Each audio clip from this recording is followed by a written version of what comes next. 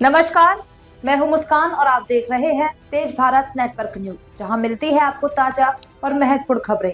जानिए आज की कुछ खास खबरें। राष्ट्रवादी कांग्रेस पार्टी के अधिकृत प्रत्याशी माननीय श्री मनीष दुबे जी, राष्ट्रवादी कांग्रेस पार्टी के प्रभाग क्रमांक 3 से अधिकृत प्रत्याशी माननीय श्री मनीष दुबे जी ने विधिवत पूजन अर्चन कर अपने चुनावी प्रचार अभियान की सशक्त शुरुआत की। इस अवसर पर उन्होंने जनता से सीधे संवाद करते हुए क्षेत्र के सर्वांगीण विकास को अपना संकल्प बताया और जनहित से जुड़े मुद्दों पर स्पष्ट व ठोस बातों की झड़ी लगाई। माननीय श्री मनीष दुबे जी ने कहा कि उनका लक्ष्य केवल चुनाव जीतना नहीं, बल्कि प्रभाग के हर नागरिक के जीवन स्तर को बेहतर बनाना है। बेहतर सड़कें, स्वच्छ पेयजल, मजबूत ड्रेनेज व्यवस्था, शिक्षा और स्वास्थ्य सुविधाओं का विस्तार, महिला सुरक्षा, युवाओं के लिए रोजगार के अवसर और वरिष्ठ नागरिकों के लिए सम्मानजनक सुविधाएं, इन सभी बिंदुओं को उन्होंने अपनी प्राथमिकता बताया। उन्होंने यह भी स्पष्ट किया कि राष्ट्रवादी कांग्रेस पार्टी की विचारधारा के अनुरूप वे पारदर्शी, जवाबदेह और जन समर्पित राजनीति में विश्वास रखते हैं। जनता का विश्वास और आशीर्वाद ही उनकी सबसे बड़ी ताकत है, जिसके बल पर वे प्रभाग को विकास की नई दिशा देने के लिए प्रतिबद्ध है। इस अवसर पर पार्टी के पदाधिकारी, कार्यकर्ता और समर्थक बड़ी संख्या में उपस्थित रहे। सभी ने एकजुट होकर माननीय श्री मनीष दुबे जी को समर्थन देने और उनके विकासात्मक एजेंडे को घर घर तक पहुंचाने का संकल्प लिया। ये चुनाव प्रभाग क्रमांक 3 के भविष्य का चुनाव है। राष्ट्रवादी कांग्रेस पार्टी और माननीय श्री मनीष दुबे जी के साथ खड़े होकर विकास, विश्वास और प्रगति के इस अभियान को और मजबूत बनाएं। पिछले 25-30 सालों से 3 नंबर 4 नंबर के एरिया में काम कर रहा हूं और यहाँ की समस्या मुझे भली बात मालूम है।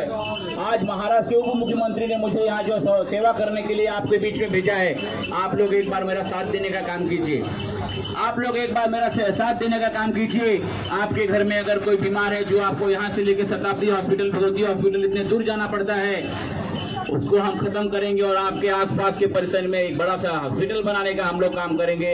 जिस हॉस्पिटल की वजह से आपका लाखों रुपया जो कभी कभी दवा के रूप में खर्चा होता है, वो बचाने का हम लोग काम करेंगे।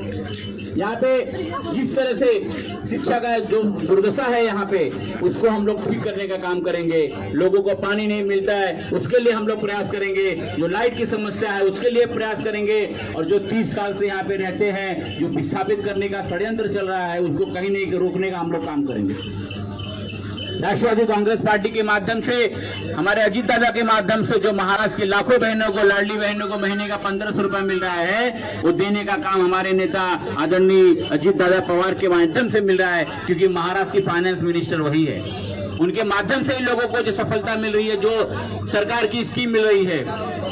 आपके बीच में आपका भाई मनीष दुबे ये वादा करने आया कि महाराष्ट्र शासन की तरफ से और भी बहुत सारी स्कीम है जो लोगों को मिलती है, मिलनी चाहिए। जो उसके लिए काबिल है, उनको उसका सफलता मिलना चाहिए, उसका सहयोग मिलना चाहिए, चाहे एजुकेशन के लिए हो, चाहे बिजनेस के लिए हो, चाहे व्यापार के लिए हो, चाहे अन्य किसी चीजों के लिए हो। उन सभी चीजों को दिलाने के लिए हम लोग संघर्ष करेंगे और आप तक आखिरी जो सरकार का हर आखिरी स्कीम तक लाके आपको देंगे और आपको मदद करने का हम लोग काम करने वाले हैं। दोस्तों, आप एक बात समझ लीजिए, ये परिवर्तन का समय है, शाम का समय है, दिन रात होता है, परिवर्तन होते रहता है। अपने जिंदगी को अगर परिवर्तन करना है तो आपने 25-30 साल लोगों को देख लिया।